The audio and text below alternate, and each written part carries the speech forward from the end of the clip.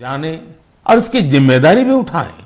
अगर आपके क्षेत्र में स्वतंत्रता संग्राम से जुड़ा कोई इतिहास है, किसी सेनानी की स्मृति है, तो उसे भी अमृत सरोवर से जोड़ सकते हैं।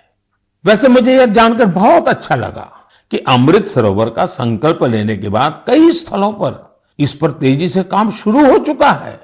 मुझे यूपी के रामपुर की ग्राम पंचायत पटवाई के बारे में जानकारी मिली है। वहां पर ग्राम सभा की भूमि पर एक तालाब था, लेकिन वो गंदगी और कूड़े के ढेर से भरा हुआ था।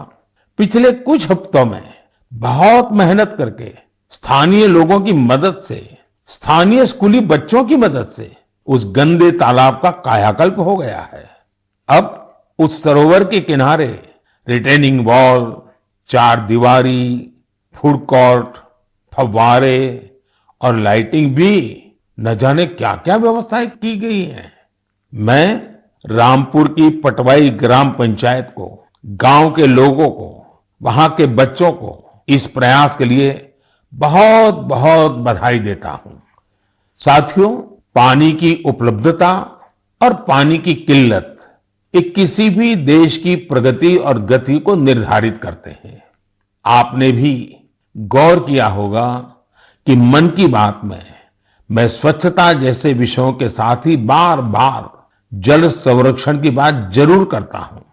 हमारे तो ग्रंथों में स्पष्ट रूप से कहा गया है, पानीयम परमम लोके जीवानाम जीवनम समृतम, अर्थात संसार में जल ही हर एक जीव के जीवन का आधार है और जल ही सबसे बड़ा संसाधन भी है। इसलिए तो हमारे पूर्वजों ने जल संरक्षण के लिए इतना जोर दिया। वेदों से लेकर पुराणों तक हर जगह पानी बचाने को, तालाब, सरोवर आदि बनवाने को मनुष्य का सामाजिक और आध्यात्मिक कर्तव्य बताया गया है। वाल्मीकि रामायण में जल स्रोतों को जोड़ने पर, जल संरक्षण पर विशेष जोर दिया गया है। इसी तरह इतिहास के स्टूडेंट जानते होंगे, सिंधु, सरस्वती और हड़प्पा सभ्यता के दौरान भी भारत में पानी को लेकर कितनी विकसित इंजीनियरिंग होती थी। प्राचीन काल में कई शहर में जल स्रोतों का आपस में इंटरकनेक्टेड सिस्टम होता था और ये वो समय था जब जनसंख्या उतनी नहीं थी, प्राकृतिक संसाधनों की किल्लत भी नहीं थी, एक प्रकार से विपुलता थी। फिर भी जल संरक्षण को लेकर तब जागरूकता बहुत ज्यादा थी, लेकिन आज स्थिति इसके उलट है। मेरा आप सभी से आग्रह है, आप अपने इलाके के ऐसे पुराने तालाबों, कुओं और सरोवरों के बारे में जानें। अमृत सरोवर अभियान की वजह से जल संरक्षण के साथ साथ आपके इलाके की पहचान भी बनेगी। इससे शहरों में, मोहल्लों में स्थानीय पर्यटन के स्थल भी विकसित होंगे। लोगों को घूमने फिरने की भी एक जगह मिलेगी। साथियों, जल से जुड़ा हर प्रयास हमारे कल से जुड़ा है। इसमें पूरे समाज की जिम्मेदारी होती है। इसके लिए सदियों से अलग अलग समाज, अलग अलग प्रयास लगातार करते आए हैं। जैसे कि कच्छ के रण की एक जनजाति मालधारी जल संरक्षण के लिए वृदास नाम का तरीका इस्तेमाल करती है।